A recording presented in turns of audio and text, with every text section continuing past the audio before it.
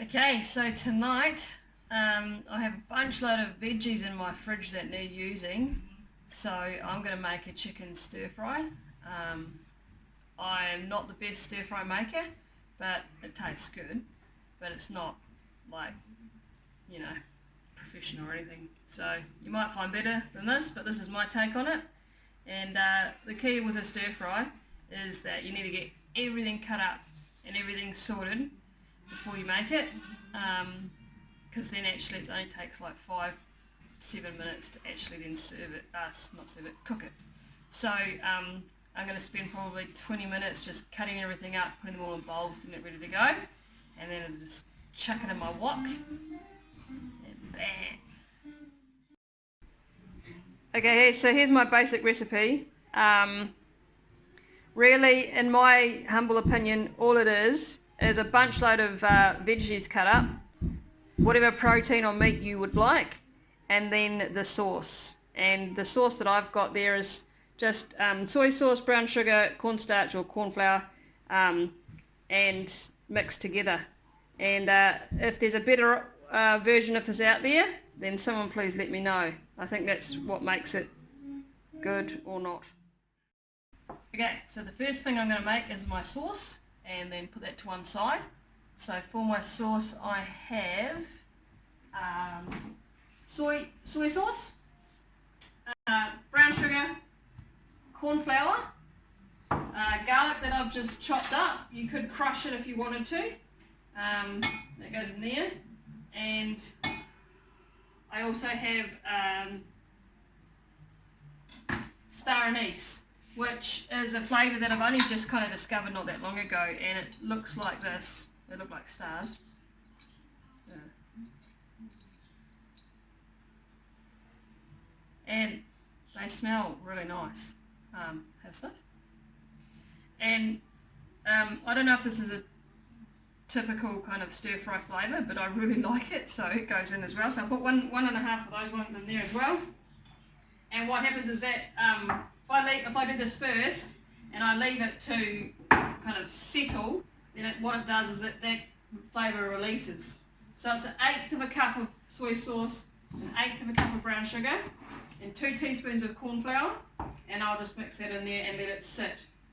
You could use normal flour, but I found that corn flour, it gives it a different kind of texture. It's much better if you've got it. I have used tapioca starch before, and that works just as well. It's another gluten-free product as well if you need that. So I'm going to put them in there, mix it up, and leave that to settle. Okay, so that's what the sauce looks like.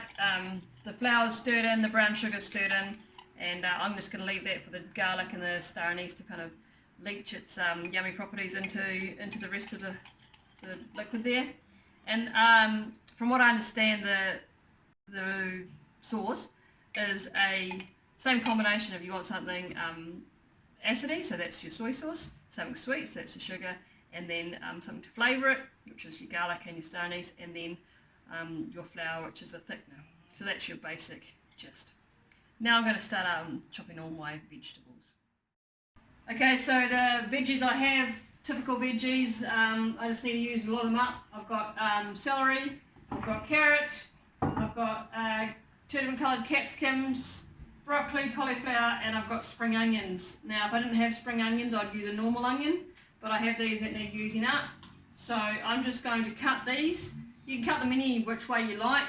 I'm sure there's probably a correct way, but I just cut them to what I prefer. And then I cut one at a time and chuck them into the bowls together. I might put like the onions and capsicums together because they'll go on first, but you can put them in separate bowls if you want. So that'll take me about 10-15 minutes. I'll get that all sorted. Okay, so I suppose in saying chop them any which way you want, there is a couple of provisos. They do need to be a similar size because they want to cook through at the same time. And if you think about it, carrots probably the ones that take the longest to soften or to cook through.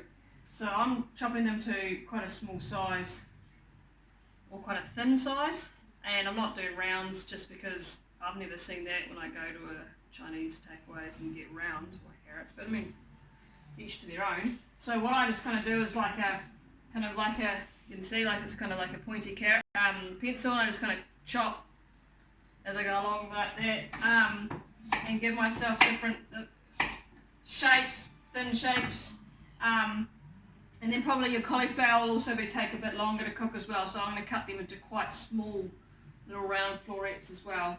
And there you go, there's my celery, and that's my capsicum and onion in that one, so you know, relatively small and whatever shape. Okay, so I've finished chopping all my veggies, they're all here ready to go. Another tip with your veggies is that the broccoli stalk and the cauliflower stalk, chop that up, chuck that in too, don't throw that away. It's really good. It doesn't need to be thrown away. It also tastes really nice raw with a little bit of salt sprinkled on it as well if you were into that. So make sure you chop that up, put that in as well. Now I am going to chop up my chicken into chunks or strips, and then I've got pretty much everything ready to go, and so I can start cooking. Okay, so everything's all chopped, ready to go. I'm just assembling my equipment. You don't have to have one of these, but my stove came with it, so I use it. It's one of these little trivet things here that you can put on a little element. And all it does is it means that the heat will come up the sides of the wok, not just in the bottom. And you also don't need to have a wok. You could use a frying pan, preferably a non-stick one. But we got given a wok for our wedding about 20 years ago now. So I will use that. So they're ready to go. I'm going to put it on and get it heating. And the oil that I use is peanut oil. It's a nice flavour, but also has a real high smoke point. So, which means you can heat it up hotter without it burning, which is in a stir fry. You want it as hot as you can because you want to cook it as fast as you can. The other thing I just need to get sorted out before I start is my noodles. I'm going to use noodles to go with it tonight. I could have used rice. Sometimes I break this up and chuck it into the stir fry towards the end, just a little bit of it, and serve it on rice, but we had rice last night, and tonight we're just going to use these noodles, and I'm just going to cook them separately in a pot. You could use 2-minute noodles. This is pretty much the same thing. You could use whatever you want really, but I need to get that sorted now, get the jug boiling and put them on so that they're ready to go at the end, because I'm not going to have time once I start this process. Okay, so I'm going to start my stir frying process from start to finish. It'll probably take about 5 minutes. I've got my pan on hot, putting in a good dollop of peanut oil, and let that get as hot as it can. You can chuck a tiny piece of onion in if you want. If it sizzles, you know it's good to go. But the very first thing that I'm going to cook is my chicken. I'm going to whack that in.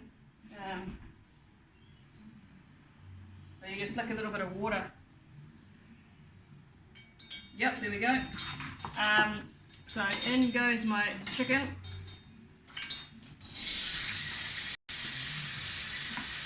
And it'll take a couple of minutes. I just want to brown it, and then I'm going to pull it out and chuck it into a bowl, and then I'm going to put in my start my veggies. Okay, so there you go. My chicken is just cooked on the outside. I'm going to get my slotted spoon. So I want to leave the oil in there. And I'm going to pull that out and chuck it into a bowl. Then I'm going to go with my veggies. My order that I do is I go with my onions and my capsicums first because I don't like them raw. So they're my first ones that go in.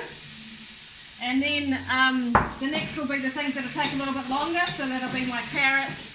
And I don't know if it actually matters what order you do it in, but I always do broccoli last, because it takes hardly any time at all. So I'll give a couple of minutes each one before I chuck the next one in, and I'll show you what happens next. Okay, so I've got all my veggies in there except for my broccoli, and most of them are pretty soft. The cauliflower might be a little more. I'm going to tip the chicken back in.